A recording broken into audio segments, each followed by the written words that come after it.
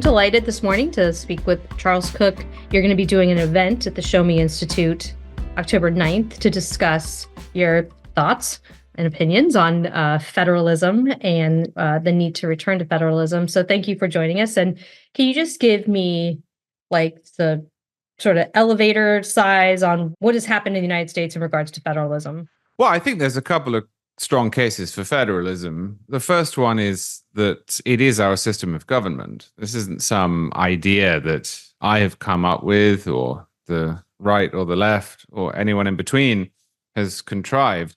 This is our system of government. The Constitution anticipated a federal government that was limited in size and scope and that did certain things, and it reserved all of the other powers to the states and the people. And the constitutional order is still intact. So until that is changed, we really ought to be following the law whether we like it or not. But we should like it. And we should like it perhaps especially now when everyone seems so angry with one another. I mean, this is actually one of the things that surprises me the most about our current moment, is that we have a political culture that, while it is not quite as divided as the media thinks, is charged politically.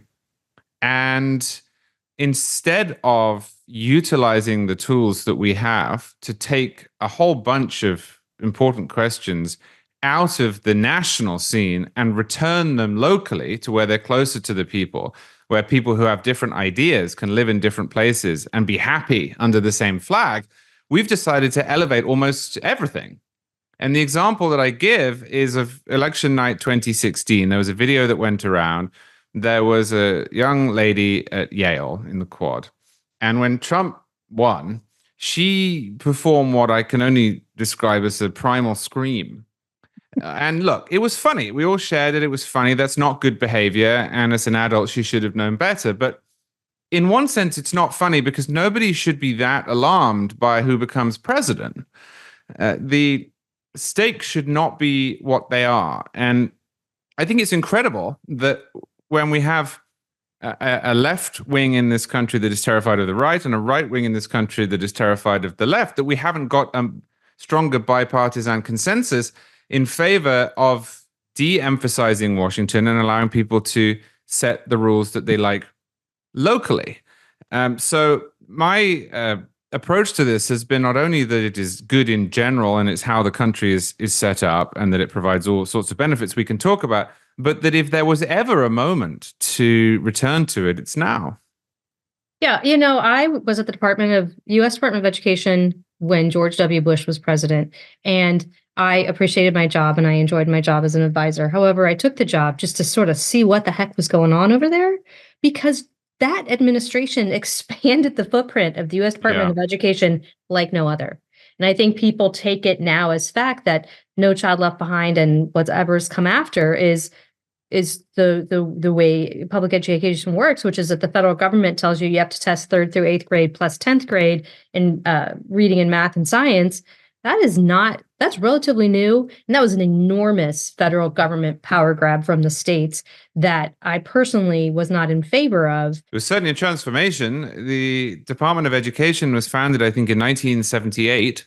And in 1980, Ronald Reagan ran promising to abolish it. And that was the best chance we would have had because it was only 2 years old. And he didn't succeed in doing that. He was obviously highly successful in many areas, but that wasn't one of them. And then George W. Bush won just 20 years later, 2 decades. And more time has elapsed since George W. Bush won to today than between Reagan promising to abolish the Department of Education and the bill you're describing, which I think came in 2001. It was an early initiative. That's right. Yes, it surprises me. Perhaps it shouldn't.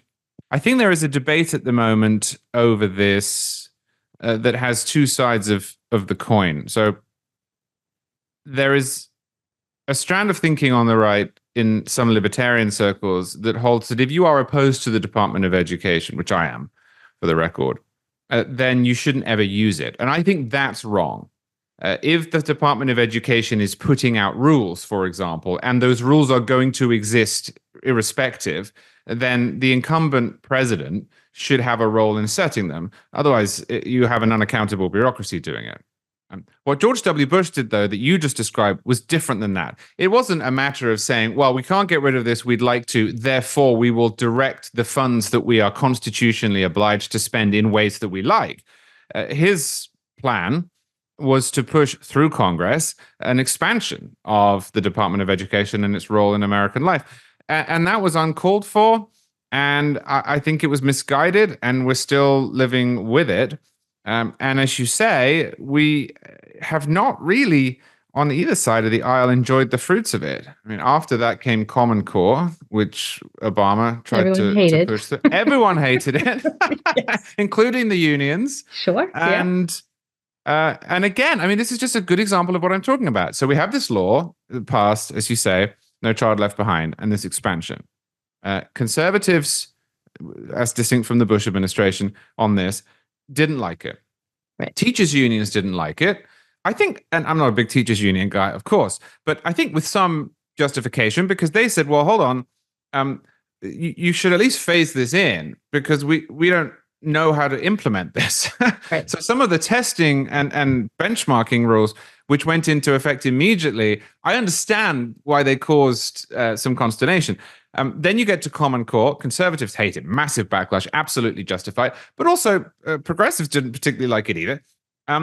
Why has there not been a bipartisan agreement that we should scale this back? But there hasn't. Yeah, and I recall you have a delightful British accent, and I remember I used to be at the National Center for Education and Statistics, which has existed since the late 1700s. So that's separate from the department. But somebody called me from Great Britain to say, what are the high school graduation requirements in the United States? And I said, well, there's minimally 50. And I'm like, what do you mean? Why don't you have one? I'm like, because the Constitution left public education to the states. And so there is and then people couldn't get their head around why no Common Core. And it's like, this is how it's designed. And I think it's what makes us stronger. Yeah. Right. We have at least 50 opportunities to try something and see what did or didn't work, as opposed to a single system. And I am surprised, I guess I should ask you, are you surprised that we have been slowly just giving up more and more and more to the federal government? Yeah. So one of the distinctions that I often draw when I talk about federalism is revolved around this Louis Brandeis quote, the laboratories of experimentation. Yeah. And the problem with that quote is that it is often used to justify a slower one-size-fits-all policy rather than to justify the state setting their own policy. What I mean by that is the benefits of a federal system for policymaking are, as Brandeis pointed out, obvious in that you can try something in New Jersey that, if it fails, does not affect anyone else. And then if it succeeds, sure, you can, as a governor of Florida or a legislature in California, say maybe we should try that too. There's nothing wrong with that. But the presumption that the purpose of federalism is to try something out, see if it works, and then impose it on everyone is false. Because people in this country, quite reasonably, have different expectations of their government, different worldviews, and different needs sometimes, depending on their geography, for example. Such that it's not always going to be the case that something that worked really well in New Jersey would work well in Florida. If you travel around, as I have, I've now done 47 states. Wow. Three to go: Rhode Island, Alaska, and I've been to Alaska, Hawaii, and Montana. You notice that it is extremely different here in Florida, where it's flat and humid and swampy, than it is in, say, Colorado or in Alaska or in Iowa. And the notion that the purpose of government, whether it's a state government or a federal government, is to find the best solution, and then when you win a presidential election, adopt that and give it to everyone is wrong. Yeah. So I am surprised by it, and I'm as I'll say again, especially surprised by it, given how cross we all are with each other. That we haven't noticed this is one of the problems. I mean, when Trump won, I wrote in the Los Angeles Times in response to the rise in sentiment in favor of secession in California, which had hit something like 25%, that California did not need secession, it needed federalism. Yeah. There's no need for California to secede. I don't want California to secede. Now, I understand nor do a majority of Californians, but 25% was pretty high. What they needed was to inoculate themselves against what they didn't like from the Trump administration. But to do that, you have to agree to give up some federal power. Otherwise, it's just in one direction, and they're not willing to do it. So won't we end up, though, in the scenario that you outline, where states determine policies on legalization of drugs or marriage equality or abortion or those types of issues? Won't you, Missouri's a very red state. Won't you just end up with like a Missouri and an Oregon, and then people who like the Missouri thing move to Missouri, and then people who like the Oregon thing move to Oregon, and then we become these little tribal areas with very little ability to communicate between them? And then doesn't it just exacerbate the level of vitriol? I think it could, but I think there's two reasons why I suspect that it would not. So the first thing to say is there are, of course, some areas that are federal in nature. And to be a federalist is not to deny that. So obviously you have foreign policy, you have immigration, you have trade. And then there are other cases that are on the edge. For example, what you do about pollution, which doesn't respect state lines. I think sometimes that is used as a pretext to impose federal rules where they don't belong. But sometimes it's not. I mean, rivers do not care where the state border is. So there are some federal questions. And insofar as the most divisive and rightly divisive questions in American history have been federalized, I'm talking here about slavery and segregation and civil rights. That is a good thing.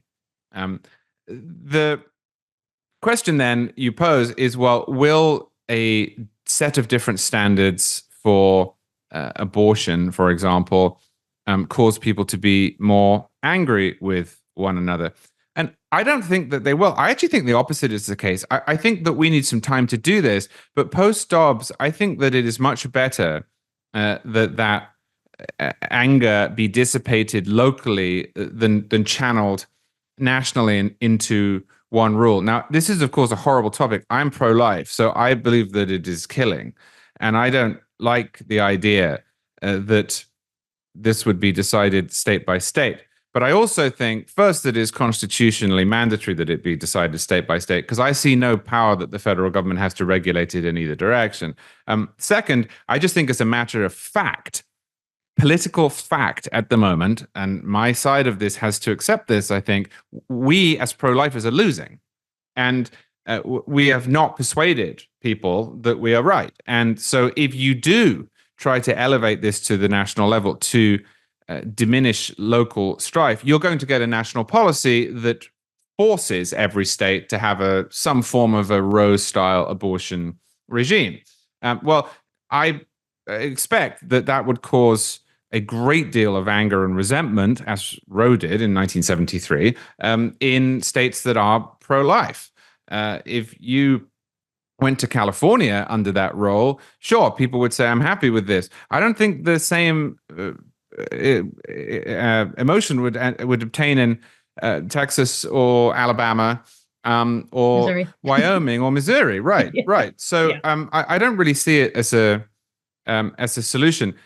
What I would add to that is that while abortion is, of course, an emotive issue, most of the stuff that we're talking about when we talk about federalism actually shouldn't be. I mean, we're talking about transportation policy, tax policy, education policy, to some extent, healthcare policy, zoning. These are issues that have been increasingly federalized, but that really do not divide people, or ought not to divide people who don't live in the places that they affect. I mean, if there is someone out there in New York City who is genuinely angered by Indiana's zoning policies, that person needs help. They need to go and see a psychiatrist. Right. Well, I do think it's fascinating fascinating, like right now in the context of a presidential election, when the candidates get asked, how are you going to solve this? How are you going to solve that? How are you going to solve A, B, or C? And they're like, oh, here's how I'm going to solve prices at grocery stores. And I do tell people, like, take a breath and calm down. I've been in DC. They can no more solve any of those problems, certainly No. in a divided government situation. The good news is very little gets done. And I think that it's right. I think Tom Hanks was quoted on was the worst president we've ever had. I don't know. We made it through that. We made it through Andrew Jack. I don't know, but Yeah. I think and then there'll be people after this, and we all need to stop talking about having to move one way or the other. But I do think it's important. And I do think that, or I wonder from you, how does this happen? Do you have a strong governor? Do you have a strong governor who says, look, you're not going to tell us? I mean, Missouri passed a law, and I might not get this 100% correct, but it basically said that Missouri police officers don't have to enforce the federal gun laws because it is counter to our state law.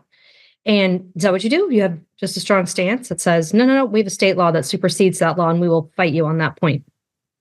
That's one of the things you do. That law, I think, unless it goes further than some of the others you find in Mississippi, for example, or in Wyoming, is the application of a principle that was first applied in a Supreme Court decision called Prince v. United States. It's ironic that the main application of Prince, which was a gun case, has been to defend sanctuary cities. So you have conservatives who are angry about the consequences of a case that they brought. But what Prince essentially said was that as a function of federalism, the federal government cannot force state employees to enforce federal law. The federal government can enforce federal law in the states, and the states can't stop them doing it. But you cannot, as the president of the United States, say to the state of Missouri, your police officers must enforce federal law. And I think what Missouri's law says is that that is enshrined at the state level as well as by this Supreme Court case. If it goes further than that, you might have some issues. But if it's an anti-commandeering law, then it's almost certainly constitutional. So yeah, you do that. But I think this is oddly enough one of those issues that also has to be solved federally. In other words, the federal government needs to some self-abnegation. First, look in the mirror. Well, yeah. First, you have to start electing people who, as Reagan did, in most cases, a few exceptions, drink driving being one of them, that you are not going to try to micromanage the states. And we can do that. We've chosen not to recently, but we can do that. The second thing you need is a strong Supreme Court that understands the original public meaning of the Constitution and polices the boundaries between the federal government and the states. And the third thing you need is governors and attorney generals who will stand up for their prerogatives and not try to get what they can't get locally out of the federal government. Now, I think Florida, I know more about that because I live here, has been really good in this way. The state government has been jealous of the powers that the Constitution grants it, and it's pushed back against attempts to usurp them from Washington, D.C. That's not always the case, both for Republicans and Democrats. Sometimes Republicans and Democrats essentially lobby the federal government to intervene. It's weird. It's a bit like how you see members of Congress writing to the president, asking him to do things that they can't get through their own branch. Right. So again, that's an election question. You need people at the state and local level and indirectly into the courts who are going to police those boundaries. It has got a bit better with the Supreme Court in the last 4 or 5 years. We do have a Supreme Court that has got a better attitude toward federalism, but it hasn't actually done it yet in any meaningful case. So the jury's out. Yeah, I mean, going back again to education, with No Child Left Behind, the federal government gives money to states, to districts actually, for serving low-income students. And they threatened that you wouldn't get that money, Title I money, if you didn't comply with No Child Left Behind. Well, that's really not the way the law is written. I think if anyone had challenged that, if any state had challenged that, to say you can't withhold Title I funds, if we don't test according to your schedule and have everyone proficient by 2017, it's unbelievable. It wasn't challenged. And they, as far as I know, have never withheld title money under the Every Student Succeeds Act ever, even though it's been threatened before for like English language learners and in some other cases, but they've never withheld federal money, even Title IX. I mean, there's no teeth in it. So I don't see why a state hasn't stood up and said, we're not going to do that. I mean, they asked for waivers, but Yeah. I don't think that I haven't seen a governor, maybe Florida, who's been willing to take the federal government on. But just think about what you just said there, that they added this rule, whether it's enforced or not, that said that you as a state have to do X, Y, or Z, or we will withhold money from you. That's also the way that our alcohol age works. It's 21 in every state, because in the 1980s, Congress, first with the objections of Ronald Reagan and then with his support later on, said that you would not get highway funds as a state if you didn't set the age at 21. Now, that is not the most important issue in the world. But if you think about it structurally, that is an end run around the Constitution's enumerated powers doctrine. And if you combine the income tax, the federal income tax, which has existed since 1913, with the federal government's willingness, sometimes with the blessing of the Supreme Court, sometimes not, to set these rules, you are essentially expanding the role of the federal government at the expense of the states in a way that was not anticipated. Because if Congress were to pass a law that directly said every state must set the drinking age at 21, it would get struck down in 10 seconds flat. If the federal government were to pass a law making the educational changes that you just adumbrated, it would get struck down in 10 seconds flat. But if they add coercive funding restrictions, often with money taken from the people that they're then depriving, right, it's in some circumstances okay. And this is not really in the spirit of the law. Right. So it sounds like, are you optimistic or pessimistic with the trend towards or away from federalism right now? What do you think the future looks like? I would say I'm neither. Okay. The next few years, I suspect, are going to be marked out by divided government federally, whether or not Trump or Harris wins. I just think if you look at the statistical likelihood of who will win the Senate, the presidency, and the House, it just seems probable to me that those dice are going to come out with a divided government. When that happens, you get less out of Washington per se, and a lot of the action moves to the executive branch. Now, that is not good as a federal separation of powers issue. That's not good. But executive orders are easier to challenge in court than laws passed by Congress, because usually they rest on flimsy assumptions. Like student loan forgiveness, maybe? I don't know. Well, exactly. I mean, so that's a great example. When Congress does something, even if it's unconstitutional, it's usually clear. So it will say, we are requisitioning funds to achieve this end, and this is now federal law. And then the question in the courts is whether or not it's constitutional, and that's a higher bar. With executive action, normally what happens is Congress won't do what I just described. And so the president says, I want to do this anyway. And instead of looking at the law that he couldn't get passed, he finds some other law that he squints at and says, maybe if I convince everyone around me to lie, then they'll be able to source their authority from this unrelated law. And when that goes into the courts, you get the statutory cases that are quickly dismissed. So I think the next few years may actually be good for federalism, purely in the sense that the federal government will be diminished. But we haven't won this argument yet. I mean, we just haven't won it yet. It's not something people think about or talk about.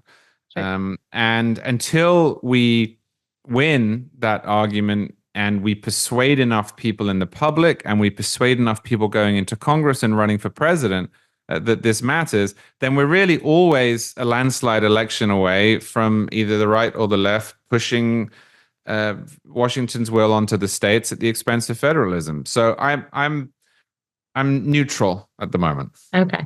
Well, I appreciate you coming on and talking to us about it. And I'm sure that there are many people listening today who will like to see you in person and be able to ask you their own questions about it next week, October 9th, in St. Louis. So that's going to be great. I really appreciate it. It's a bit esoteric, but I mean, it's something that affects your day-to-day life in ways you don't realize. And so I Sure. appreciate that you're out there talking about it so so wisely. It's awesome. Oh, well, thank you so much. I appreciate it coming on. I will see you in St. Louis on the 9th of October.